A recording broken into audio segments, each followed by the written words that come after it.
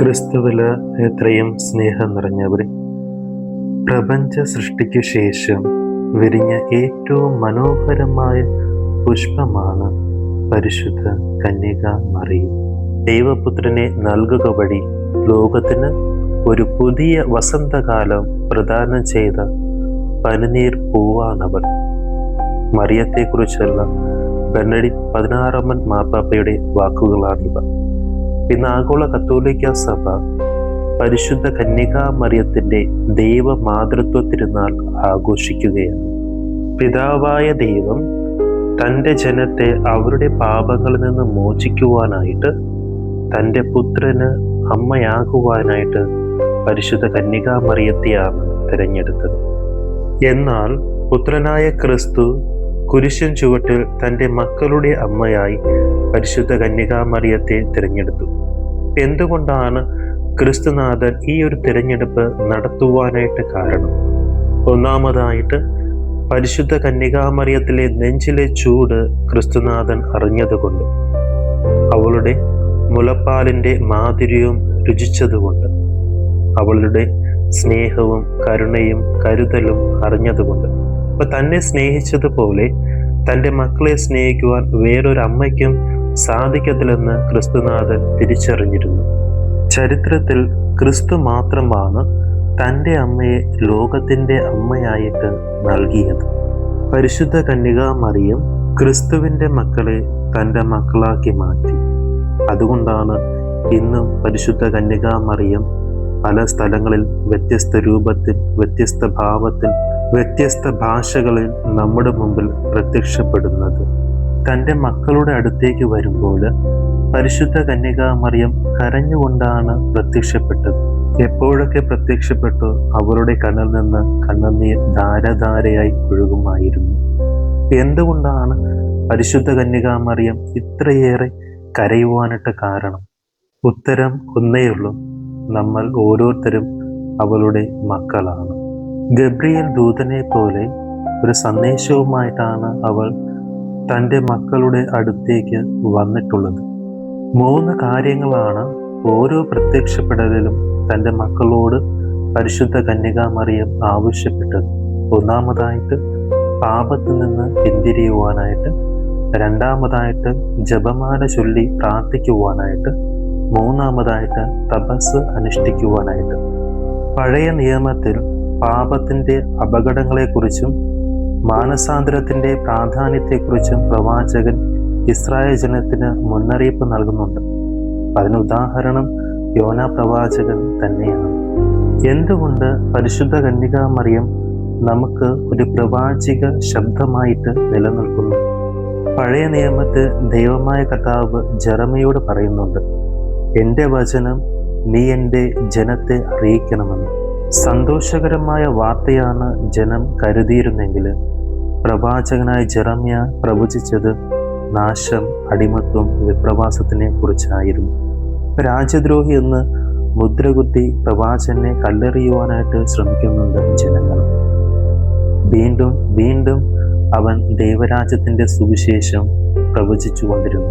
എന്തുകൊണ്ടാണ് ജെറമ്യ പ്രവാചകൻ ഇത്രയേറെ ക്ലേശങ്ങളിലൂടെയും ദുരിതങ്ങളിലൂടെ കടന്നു പോയിട്ടും അവൻ ദൈവരാജ്യത്തിൻ്റെ സുവിശേഷം തൻ്റെ ജനത്തെ അറിയിക്കുവാനായിട്ട് കാരണമെന്ന് വെച്ചാൽ അവൻ്റെ ഹൃദയത്തിൽ ദൈവത്തിൻ്റെ തീക്കട്ട ഉണ്ടായിരുന്നു. ദൈവത്തിൻ്റെ തീക്കട്ട ഉണ്ടായിരുന്ന പ്രവാചകനായ ജെറമ്യയ്ക്ക് വെറുതെ ഇരിക്കുവാനായിട്ട് സാധിച്ചില്ല. അപ്പോൾ ദൈവത്തെ വഹിച്ച മറിയത്തിന് വെറുതെ ഇരിക്കാനായിട്ട് സാധിക്കുമോ? സന്ദേശവുമായിട്ടല്ല, ഒരു പ്രവചനവുമായിട്ടാണ് പരിശുദ്ധ കന്യകാ മറിയം ഇന്നും നമ്മുടെ മുമ്പിൽ വന്നുകൊണ്ടിരിക്കുന്നത്. 1634 പരിശുദ്ധ കന്യകാ മറിയം സിസ്റ്റർ മരിയാനയ്ക്ക് പ്രത്യക്ഷപ്പെട്ടുകൊണ്ട് സന്ദേശങ്ങൾ നൽകുന്നുണ്ട്. പ്രധാനമായിട്ടും 2 സന്ദേശങ്ങളാണ് നൽകുന്നത്.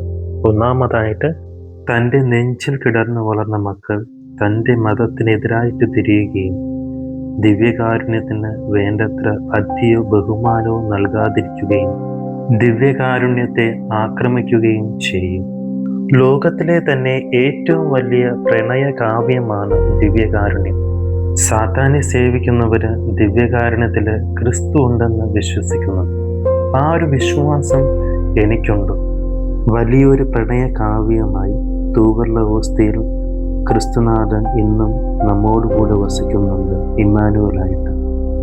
ഇതിൽ കൂടുതൽ സ്നേഹിക്കാൻ ലോകത്തിലെ ആർക്കും തന്നെ പറ്റുകയില്ല. ഇവിടെയാണ് പരിശുദ്ധ കന്യകാമറിയം നമ്മോട് ആവശ്യപ്പെടുന്നത് തൻ്റെ പുത്രനായ ക്രിസ്തുവിനെ സ്നേഹിക്കുവാനായിട്ട്. ക്രിസ്തുവിനെ സ്നേഹിക്കുമ്പോൾ ചിലപ്പോൾ ലോകം നമ്മെ വെറുത്തേക്കാം, സഭ നമ്മെ പുറത്താക്കിയേക്കാം, മാതാപിതാക്കളും ബന്ധുക്കളും നമ്മെ തള്ളി പറഞ്ഞേക്കാം. ക്രിസ്തു നിന്നിലുണ്ടെങ്കിൽ നീ പേടിക്കേണ്ട ആവശ്യമില്ല. സ്ഥലം ഏതായാലും ഈ ലോകത്ത് എവിടെയാണെങ്കിലും പേടിക്കേണ്ട ആവശ്യമില്ല. തെരുവിലാണെങ്കിലും സ്വർഗത്തിലാണെങ്കിലും നരകത്തിലാണെങ്കിലും പേടിക്കേണ്ട ആവശ്യമില്ല. നീ ഹല്ലേലൂയ പാടി ദൈവത്തെ പാടി സ്തുതിക്കുക. കാരണം ക്രിസ്തു നിന്നിൽ വസിക്കുന്നുണ്ട്, നിന്റെ ഹൃദയത്തിലാണ്. രണ്ടാമതായിട്ട് പരിശുദ്ധ കന്യകാമറിയം നൽകുന്ന സന്ദേശം ദാമ്പത്യ ജീവിതം ആക്രമിക്കപ്പെടുമെന്നാണ്. അവിഹിത സന്തതികളെ പ്രോത്സാഹിപ്പിക്കുക എന്ന ലക്ഷ്യത്തോടെ അനീതിപരമായ നിയമങ്ങൾ നടപ്പിലാക്കുന്ന കാലഘട്ടത്തിലാണ് നാം ഇന്ന് ജീവിക്കുന്നത്. ആണും തമ്മിലും പെണ്ണും തമ്മിലുള്ള ഒരു വിവാഹ ജീവിതമാണ് നാം ഇന്ന് കാണുന്നത്. ദൈവമായ കർത്താവ് മനുഷ്യന് നൽകിയ നിയമമാണ് അവർ ഒറ്റ ശരീരമായി തീരുന്നു. ഇന്ന് ആ നിയമങ്ങൾ കാറ്റിൽ പരത്തുന്ന പതിര് പോലെയാണ്. ലിവിങ് ടുഗെദറിലൂടെ വിവാഹത്തിന് മുമ്പ് തന്നെ അവർ ദാമ്പത്യ ജീവിതം ആരംഭിക്കുകയാണ്. ഒരു നോ പറഞ്ഞാൽ അടുത്തതിലേക്ക് യാത്ര തിരിക്കുന്ന ഒരു വിവാഹ ജീവിതം.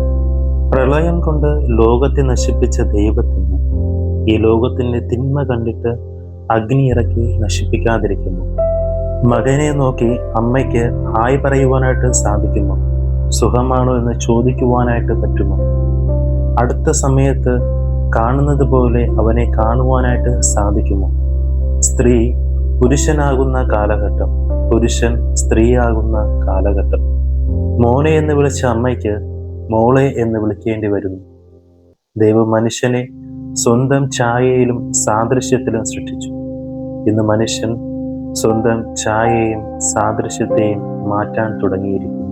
ഇവിടെയാണ് പരിശുദ്ധ കന്യകാമറിയം നമുക്ക് ഒരു മുന്നറിയിപ്പായിട്ട്, ഒരു പ്രവാചിക ശബ്ദമായിട്ട് നിലനിൽക്കുന്നത്.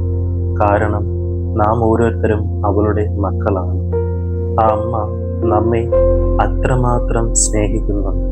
ഇവിടെയാണ് ദൈവമായ കർത്താവ് നമുക്ക് ഒരു അവസരം, ഒരു വർഷം കൂടി തന്നിരിക്കുന്നു. പരിശുദ്ധ കന്യകാമറിയത്തിൻ്റെ സ്വരം ശ്രവിച്ചുകൊണ്ട് പാപത്തിൽ നിന്ന് പിന്തിരിഞ്ഞ് പ്രാർത്ഥനയിലും തപസ്സനുഷ്ഠിച്ചുകൊണ്ട് ദൈവത്തോടു കൂടെ ആയിരിക്കാം. എല്ലാവർക്കും പുതുവത്സര ആശംസകൾ നേരുന്നു. ദൈവം നമ്മെ സമൃദ്ധമായിട്ട് അനുഗ്രഹിക്കട്ടെ.